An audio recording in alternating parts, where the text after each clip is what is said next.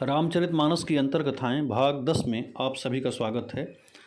हम रामचरितमानस के दोहे चौपाइयों में छिपी हुई कथाओं पर चर्चा कर रहे हैं। अगली चौपाई देखें। शिव दधीच हरिचंद कहानी, एक एक सन कहीं बखानी।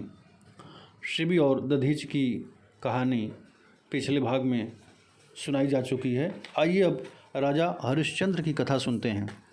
राजा हरिश्चंद्र अयोध्या के प्रसिद्ध सूर्यवंशी राजा थे। उनके पिता राजा सत्यव्रत त्रिशंकु थे। राजा हरिश्चंद्र अपनी सत्यनिष्ठा के लिए आज भी अत्यंत आदरपूर्वक याद किए जाते हैं। इनको अपने जीवन में बहुत कष्ट सहने पड़े, लेकिन फिर भी इन्होंने अपनी सत्यनिष्ठा को बनाए रखा। राजा हरिश्चंद्र की पत्नी तारामती थी। तारामती को शैव्या नाम से भी जाना जाता है। इनके पुत्र का नाम रोहिताश्व था। राजा हरिश्चंद्र अपने त्याग और सत्यवादिता के कारण अत्यंत प्रसिद्ध थे, इसलिए विश्वामित्र ने उनकी परीक्षा लेने का निर्णय किया। एक रात्रि को राजा हरिश्चंद्र को स्वप्न आया, जिसमें उन्होंने देखा कि उनके दरबार में ऋषि विश्वामित्र आए और उनकी इच्छा के अनुसार राजा हरिश्चंद्र ने उन्हें अपना संपूर्ण राज्य दान कर दिया। सुबह उठने के बाद राजा हरिश्चंद्र उसे स्वप्न समझकर भूलने ही वाले थे कि महर्षि विश्वामित्र उनके दरबार में आए और हरिश्चंद्र को उस सपने के बारे में बताया। राजा हरिश्चंद्र ने सपने में दिए दान को स्वीकार कर लिया। विश्वामित्र ने राजा से दक्षिणा मांगी, क्योंकि धार्मिक परंपरा के अनुसार दान के बाद दक्षिणा भी दी जाती है।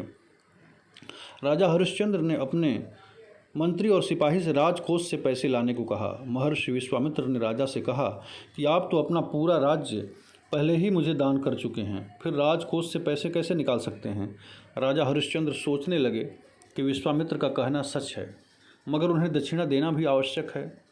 कुछ देर बाद राजा हरिश्चंद्र ने कहा, मैं क्षमा चाहता हूँ, अभी मेरे पास कुछ नहीं है आपको देने के लिए, किंतु मुझे थोड़ा समय दें तो मैं आपको दक्षिणा दे सकता हूँ। राजा हरिश्चंद्र के पास एक ही उपाय था कि वह स्वयं को बेचकर दक्षिणा दें। विश्वामित्र ने कहा कि चूंकि वे अपना राज्य उन्हें दान कर चुके हैं, इसलिए इसकी सीमा के बाहर चले जाएं।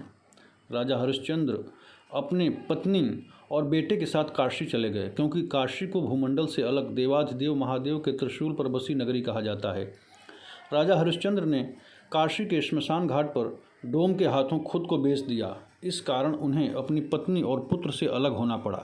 रानी तारामती ने एक साहूकार के यहाँ घरेलू काम करना स्वीकार कर लिया। रानी तारामती महारानी थीं। उनके पास बहुतेरे दास दासियां थीं, किंतु अब वे स्वयं बर्तन मांजने और चौका लगाने का काम करने लगीं। राजा हरिश्चंद्र जो सोने के सिंहासन पर बैठते थे, वे श्मशान घाट में काम करने लगे थे। अपने मालिक की डांट फटकार सहते हुए भी नियम व ईमानदारी से वे अपना कार्य करते रहे। एक दिन रोहिताश्व खेल रहा था, तभी सांप डसने से उसकी मृत्यु हो गई। रानी तारामती को नहीं पता था कि उनके पति राजा हरिश्चंद्र डोम के पास काम करते हैं। वे इस विपत्ति को अकेले ही झेल रही थीं। उनके पास कफन के पैसे भी नहीं थे। वे रोती बिलखती किसी तरह से अपने पुत्र के शव को गोद में लेकर श्मशान घाट पहुंची। रात के समय बिल्कुल सन्नाटा था। 2 लाशें जल रही थीं। हरिश्चंद्र ने तारामती से श्मशान का कर मांगा।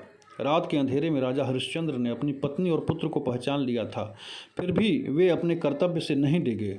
कर छोड़कर वे मालिक के साथ विश्वासघात नहीं करना चाहते थे। तारामती ने उनसे कहा, मेरे पास कुछ भी नहीं है। हरिश्चंद्र ने कहा, अगर तुम्हारे पास कुछ भी नहीं है तो तुम अपनी साड़ी का आधा भाग फाड़ कर दे दो, मैं उसे ही श्मशान का कर समझ लूँगा। तारामती विवश थी। उन्होंने ज्यों ही अपनी साड़ी को फाड़ना चाहा, आकाशवाणी हुई, हे राजन, सत्यनिष्ठा की इस परीक्षा में आप उत्तीर्ण हुए। विश्वामित्र तत्काल वहां प्रकट हो गए। उन्होंने रोहिताश्व को जीवित कर दिया और हरिश्चंद्र को आशीर्वाद देते हुए कहा, मैं देवताओं के अनुरोध पर तुम्हारी परीक्षा ले रहा था। मैं देखना चाहता था कि तुम किस सीमा तक सत्य एवं धर्म का पालन कर सकते हो। यह कहते हुए विश्वामित्र ने उन्हें उनका राजपाट भी लौटा दिया। यह कथा थोड़े अदल बदल के साथ कई पुराणों में मिलती है।